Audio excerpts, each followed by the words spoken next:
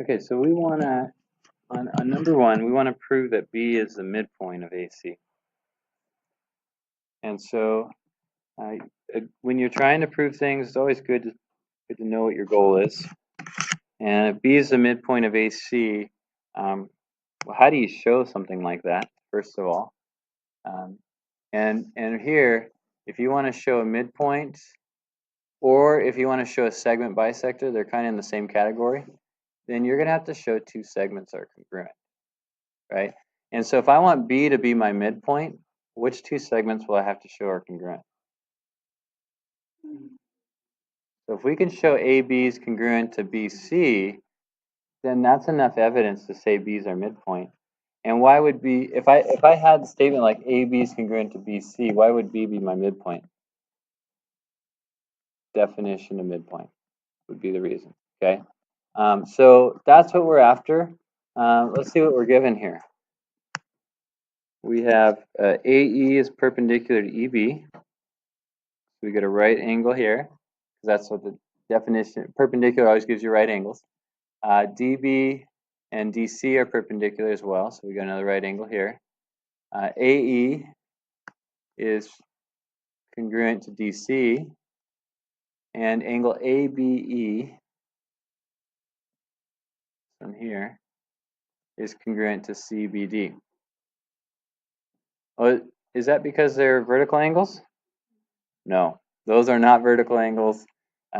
Vertical angles are formed by two segments. Here we actually have three segments converging at one point here, okay? But that's what's given to us. And so we need to kind of, well, part of the proof's already written out for us, and we just need to follow the flow that's given to us and try to figure out what goes where. But can you guys see why those two triangles are congruent? Angle, angle, side. And so can you guys see why AB would have to be congruent to BC? Because if the triangles are congruent, all the corresponding parts have to be congruent. And so have a feel for, okay, this is kind of the flow of the proof. This is what we're going to need and where we're going to need to go. So let me call on some of you guys and see what you have for different spots. First thing is number 2 statement. And let's go with Chris. What would you put for number 2?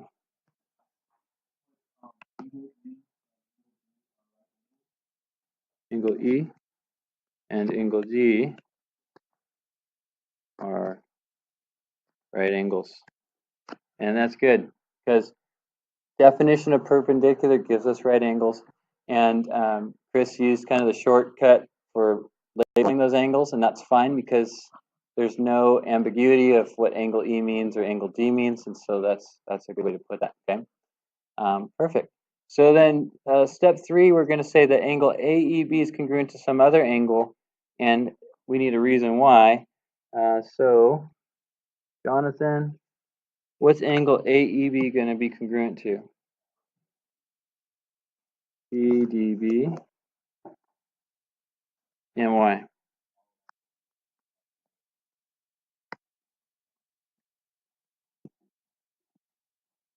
Good. And then statement 2, or sorry, reason 2 relied on step 1. And Jonathan, reason 3 relies on what step? Step 2. Good. And I hope you guys see the connection between step 2 and step 3. We labeled them angle E and angle D. This one is angle E, and this one is angle D. They're just named differently. So that would be another statement that would be true, right? So then number 4, angle ABE is congruent to angle DBC. Why would that be true? Let's ask Zoe.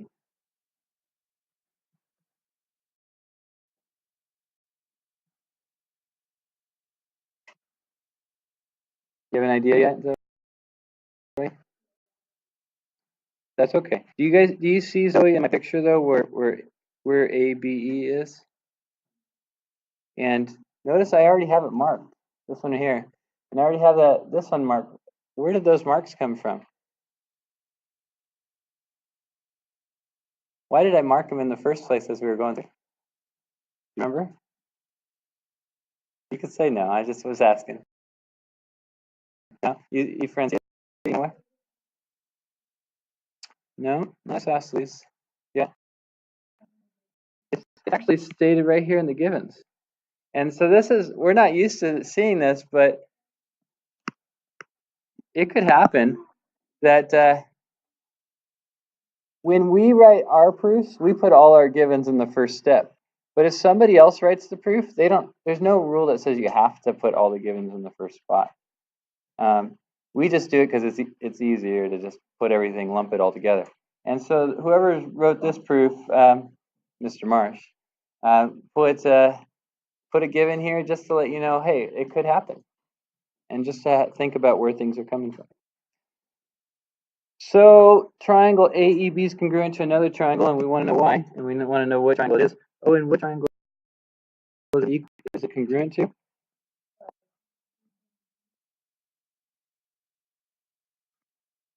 And why?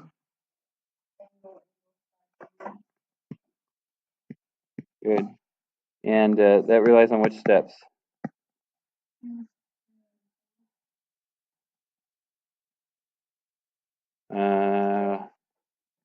Not quite. 2 doesn't have a congruent statement.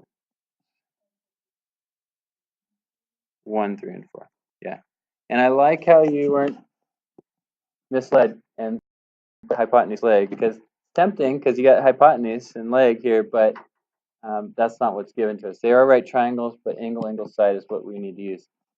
So we're almost done with the proof. We got 2 steps. Remember, our goal is to prove that B is the midpoint.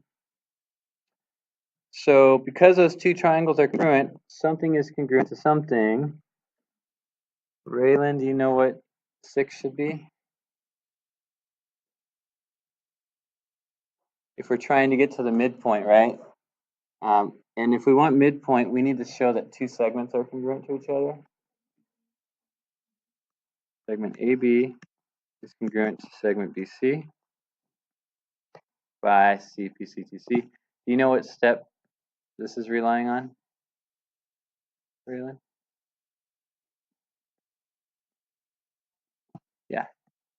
Because 5, you have your triangles congruent. So 6, you're saying because the triangles are congruent, we can take the individual parts, the corresponding parts, and set them congruent. And therefore, because of 6, we can say B is the midpoint. And what's the reason? Anybody? Definition of midpoint. Okay. And that relied on step 6. Okay.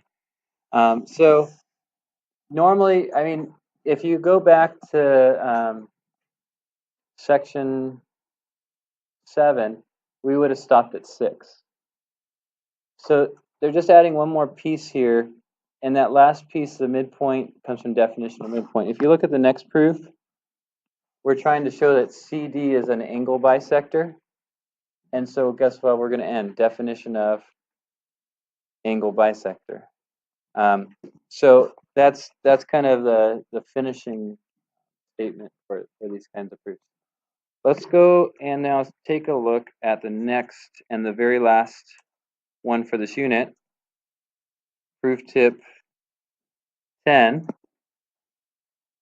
And this is the last level. And when you get to the last level of a world or a unit 3 here, it's the most challenging, right?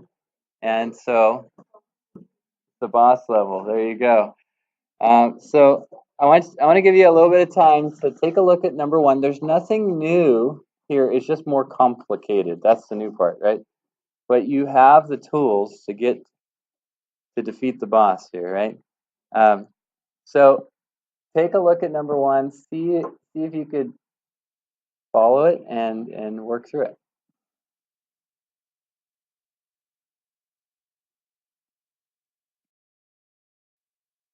Okay, guys. So notice the tip, or the name of the proof tip. It says CPCTC or CPCTC double time, meaning There's gonna be 2 of these in each proof, which means you're gonna have to prove triangles congruent twice in order to get to the final step. Okay, so they're a little challenging. Okay, but let's take a look and see if we can make sense of this proof before we even jump into it. Okay, what are we trying to prove? That E is the midpoint of FG. All right. Want E to be the midpoint or the middle of FG. So to show midpoint, we need to show 2 segments congruent. Which segments will we have to show are congruent? To say that E is the midpoint of FG, what 2 segments would I have to show are congruent? So if I could show that FE is congruent to GE, then I win, right? That's my goal. Well, what do they tell us? They tell us that AB and CD bisect each other. And so if AB bisects, if we go this direction, AB bisects CD, then what's congruent? Right, it's cut in half. And if we go this way, then this one's cut in half, right? So they bisect each other. And so that's our given. And then you just may think, well, I know E is the midpoint of AB, I know E is the midpoint of DC, but that's not what I want. E is the midpoint of GF. And how do we get that, right? And you may be stuck at that point, or you may not.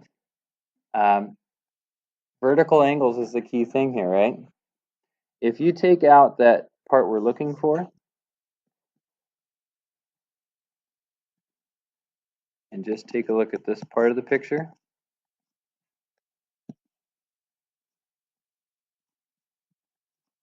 you might see 2 congruent triangles. We got vertical angles here, and so these 2 triangles are congruent by side angle side. Because the triangles are congruent, we can say that this angle here is congruent to this angle here, and I could put that in this picture. You guys see another set of vertical angles? Now, here's what we're going to do. We're going to focus on just this triangle here and just this triangle here, because those are the ones that have the sides that we're after, that I want to show are congruent. So if I could show this blue or greenish blue triangle is congruent to that one, then I could show that these 2 pieces are congruent. So then you see another set of vertical angles here, right here, and right here, and we can say those 2 triangles are congruent by what? Angle side angle, and then we get what we wanted. FE is congruent to GE, and we got our midpoint. So I said a lot. We're going to write it down now. Okay? All right. So statement 1. CJ, what's the reason for number 1? Given. Good job. All right. Statement 2. Othniel. Okay, finish it off on the left side first. AE is congruent to EB. CE is congruent to what? ED. And why? Definition of segment bisector. And that relies on step 1. And I like how he said segment bisector, not just definition of bisector, because there's angle bisectors and there's segment bisectors. And you got to say what kind of bisector you're using, okay? Step 3, George. Angle AEC is congruent to what angle? Oh, George left. Sorry, I just called on him and he wasn't here. Let's go with Andrew. AEC is congruent to what?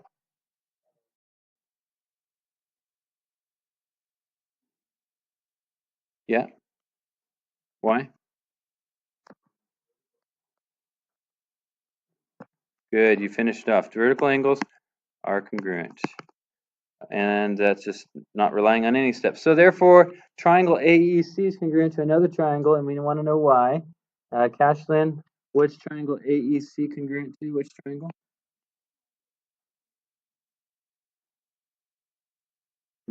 Careful with the ordering. Like angle A is going to go with angle B, so you want to start with B. So B, and then what? ED. And why, Cashlyn? Okay, so we have, let's see, side angle side. Perfect. And that's relying on steps 2 and 3. All right, then moving on to 5. Catherine, angle A is going to be congruent to angle Y.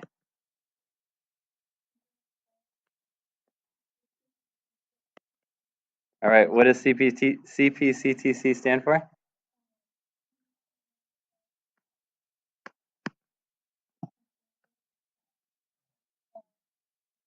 You don't know?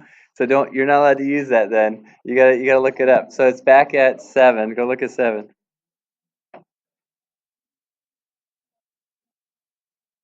Corresponding parts of congruent triangles are congruent. Good.